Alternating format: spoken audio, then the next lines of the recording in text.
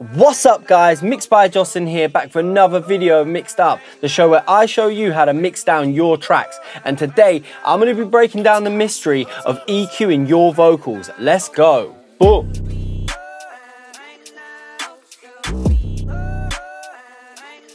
Okay, cool. So EQing your vocals is something that causes a lot of confusion, and a lot of the time I see people doing either unnecessary things or too much of one thing. So I'm gonna try and simplify it and break it down into sections for you. So basically I've created this EQ cheat sheet that you can see on the screen here. If you want this, you can hit the link below, punch in your email, and I'll send it to you for free. But this video is gonna be a breakdown of essentially what that cheat sheet is and try to give a more detailed explanation on how you can use that cheat sheet to improve your mixes. So firstly, we're going to go from the low end to the high end, and the first on the cheat sheet is anywhere from 0 to about 100 hertz. And this essentially, when it comes to vocals especially, is most likely going to be unwanted noise, room noise, rumble, any sort of like low end hiss that might have been captured by the microphone, you name it. So 9 out of 10 times we can get rid of that. For the sake of this tutorial, I'm going to be demonstrating some of these EQ bands with a song called Good Enough by Jesse Elvis. The link will be in the description and you can check that out. And on that note, if you like this video, please do give it a thumbs up. And if you want more videos like this, then make sure you subscribe, because I already have a bunch of videos on my channel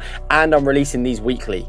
But let's get back to the video. So as we said, low end rumble, we're going to look here, and basically anywhere from 0 to 100 hertz, more than likely we're going to be able to remove from the EQ, and it's going to give us a little bit more headroom and should tidy up any of those unwanted noises. So what we're going to want to use for the EQ is what we call a low cut or a high pass. We're going to want to change the Q slightly to make it a bit tighter, so it's more of a brick wall. I like to use 72 dB, and then we can bring this in just before 100, I would say, and we'll play and have a listen. I try to find for your loving, even though I know that is. So as you can see, you're not really hearing any difference in the vocal, which is probably a good thing, but as a safe bet, it's always a good idea to remove those frequencies from the recording. Next on the cheat sheet is what I call the low mid frequencies, and this can be anywhere from like 100 hertz to 300 hertz. And basically what you're gonna find in those frequencies is if you boost those frequencies, you might be adding warmth and more fullness to the recording. And if you feel like you need to be cutting those frequencies, what you're gonna be removing is boominess and like small room resonance. For this recording in particular, I'm hearing a lot of boominess and a proximity to close room. So there's a lot of body in his vocal. Potentially might have come from the kind of mic that he was recording, how big the room he was recording in, and just like the tone of his voice potentially. So we're gonna go and remove it and boost it so we can have an A/B of the two sounds. I try to find for your loving. That's it boosted. I try to find. Making it sound very boxy, way too subby, and we're losing a lot of clarity. Now let's do the opposite and remove it. I try to find for your loving, even though I know. So as you can hear, now we're starting to push up the frequency band. Our ears starting to listen to more of those high end and mid frequencies, and we're getting a little bit more clarity out of the vocal, and it sounds a bit more balanced overall. I'm going to tighten the Q a little bit and move it over. I try to find for your love. Nice. So the next on the cheat sheet is what I like to call the mid-range. And in this, when we're dealing with vocals and EQ, what we're looking at is anywhere between 400-500 all the way up to like 1 to 1.3K. Quite a large range, but if you boost it, what you're going to find is you might be able to get a little bit more clarity in your lyrics, i.e. being able to hear the actual words being said in the recording. If you're struggling to get that definition, that might be something that you want to look into boosting. By removing those frequencies, what you might be able to do is remove some of the more nasally tones of a recording. Now again, I'm finding this microphone to be very dark, and it feels very nasally as well in that frequency range. So my gut feeling is to remove some of those frequencies to help push up and balance the overall recording. But as always, we're going to A/B the two so you can hear it boosted and cut at the same time. I try to find for your loving, even though I That's it boosted. And again, as I can hear, I am hearing quite a nasally response to that recording. I try to find. Now let's do the opposite and cut it a bit. I try to find. Sounding good, maybe a little bit too much of a cut, but yes, we have sort of removed some of those nasally feelings, and I'm feeling that the overall recording is still sounding more balanced. I'm going to drop it down to about 3 dB and I'm going to leave it there. I try to find. Sounding good to me. The next on the cheat sheet is what I like to call the high mid frequencies. Now this I sort of break down into 3 further sections if it comes to either boosting or removing. So when it comes to boosting, if I'm looking at the 3 to 6K range, most of the time I'm going to be looking at a bit more presence in the vocal and opening it up. So if you feel like maybe your vocal is tucked under the beat a little bit and you want to give a little bit more presence, clarity and openness to the vocal, you might want to try boosting anywhere between 3 to 6K. When it comes to cutting in this frequency, I break it down into 2 sections. From 2.5K to 4K-ish, you can be removing some of the harshness like digital sounds, anything that's kind of cut through in the microphone that you might not necessarily want. You could be removing some of the harshness of the vocal if that pocket feels a bit too harsh, which is where I tend to find those frequencies poking out a lot. Not so much in this recording though. And 4 to 9K, sometimes 10, sometimes 11, really depending on the type of vocalist that we're working on. You can look to remove some of those frequencies to remove sibilance and things like that. I tend not to use wide band EQs for this though. I will use more of a surgical approach where I can slice down at certain frequencies and just try to aim at those sibilants. But as always, let's boost those frequencies and cut those frequencies so you can hear for yourself. I try to find while you're loving, even though I know that it's over.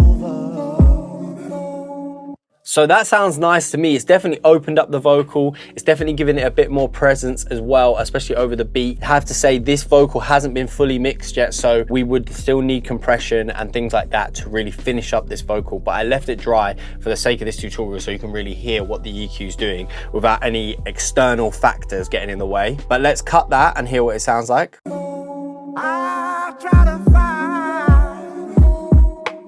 while you're loving. So as you can hear, we have lost a lot of presence and it sounds quite dull now. So for this recording, we definitely do need that boost a little bit there just to bring a bit more balance to the recording. I try to find while you're loving. And now what I would do when it comes to cutting out sibilants, which can happen in this frequency range, what I tend to use a trick on the Pro Q3 is if you play the record and then hold down the left click whilst it's playing, it's going to turn blue like that and it's going to give us an indication of the frequencies that are poking out the most. And what I do is I will hear for an S, and when I see a frequency poke up, that to me is an indication that that frequency is what is holding the sibilants and that we can maybe use a surgical EQ to remove it and help tame it. I try to find while you're loving, even though I know that it's over. So what I've done is remove this 6.6K to help remove some of the sibilants, and at this 12K point because that's where I heard it poking through. I have to say the sibilants in this recording aren't poking through a lot, again mostly due to the fact that it is a darker recording. I try to find while you're loving, even though.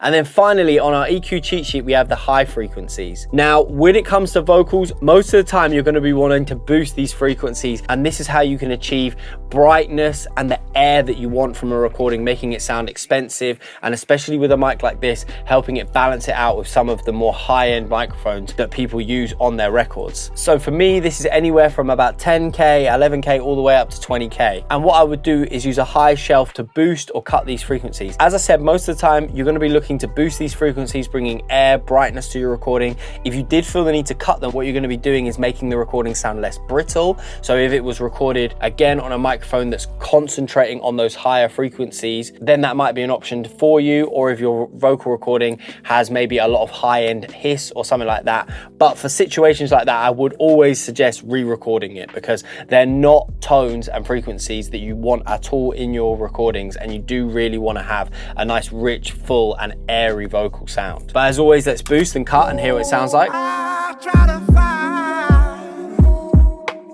while you're loving, And then we'll cut. I know. Sounds very dull, and then we boost, bringing a lot of brightness to it. I try to find. Now let's A-B the entire EQ so you can hear the difference.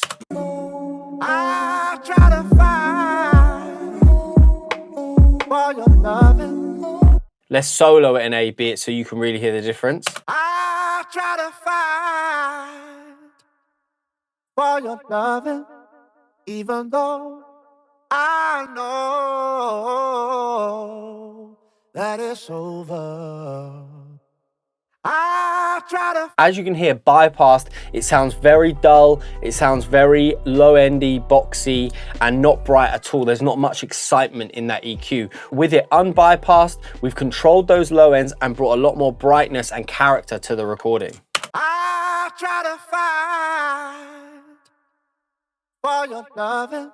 All I've done there is a very basic EQ, just taking note of the cheat sheet that I've created for you to achieve a much more balanced sound that then you can take and finish off the mix and add even more character to it. And if you need, do a more detailed EQ pass on it. And I've only used the information given to me on the cheat sheet to achieve that EQ. And I will say, full disclaimer, this is a basic version of that EQ. You can go a lot more in depth. You can really home into some of the frequencies and make surgical EQs to really balance it out. But as you can see, just how much of a difference we can make by doing basic cuts and boosts whilst referencing the cheat sheet. So as I said below, you can download this cheat sheet for yourself at the link below. All you have to do is put your email in and I will send it directly to your email. And hopefully this video has cleared up maybe some of the confusion you might have when it comes to EQing your vocals. One thing I will say before I go is every vocal is different. So use the cheat sheet, listen to the vocal, hear what you're hearing that you don't like, what you're hearing that you do like, and use the cheat sheet to make the right decisions when it comes to EQing your vocals. If you've liked this video, please give it a thumbs up. If you have any comments or questions, leave them in the comment section below. Any techniques that you might like to see in the future, or any questions you might have on this video.